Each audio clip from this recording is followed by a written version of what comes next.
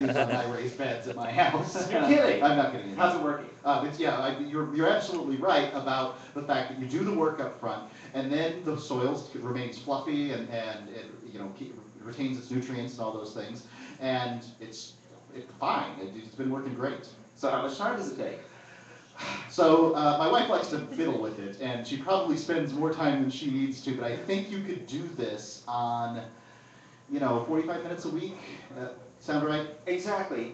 I designed the method with the idea in mind of trying to convince what I would call your average Joe, somebody who gets in the car, drives to work every day, drives home every day, and usually sits at home 5 hours a night in front of the television. Watching TV. Yeah, exactly. That's what he does. He watches TV.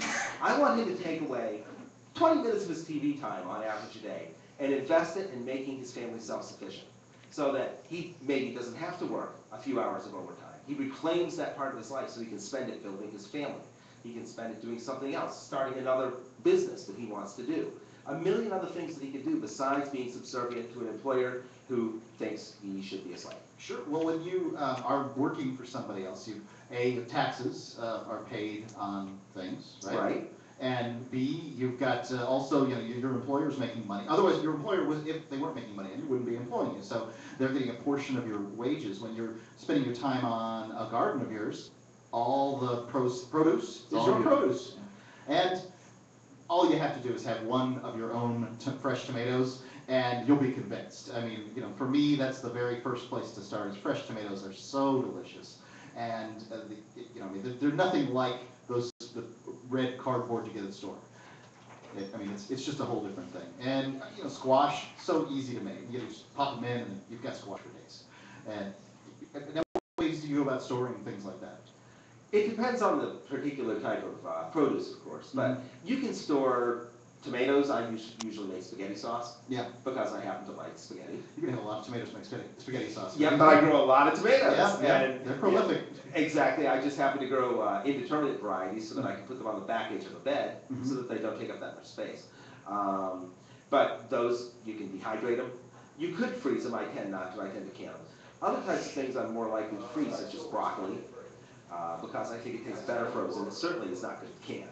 Okay. Yeah. This all seems like a great idea, especially for a family. I mean, to get involved in, get the kids involved, and have the whole family involved. Could be much more wholesome than that, right? Right. Well, and a little family time. Well, yeah. And speaking of wholesome, there's a huge difference in nutritional value of what you grow versus what you buy.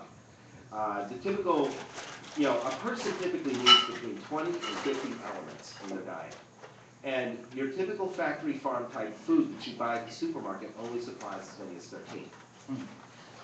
A lot of the researchers are saying that one of the biggest causes of health problems that we have is lack of micronutrients in our food. When you grow your own food, it's going to be inherently much more healthful and a lot more fresh, which is also going to be more healthy. How do you keep your soil full of these micronutrients?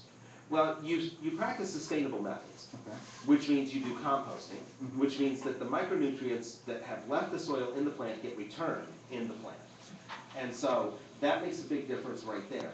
Those nutrients get held onto because you're using a biological matrix. So you can learn more about this. You've got a book. It's called Mini Farming. Is that right? Correct. Mini Farming, and markhamfarm.com, M-A-R-K-H-A-M farm.com. You've got a blog there. Looks like some information available on the site. So go check out more about Brett Markham. And thanks. Glad to know you're in New Hampshire. More coming up here. This is Free Talk Live at 855-453.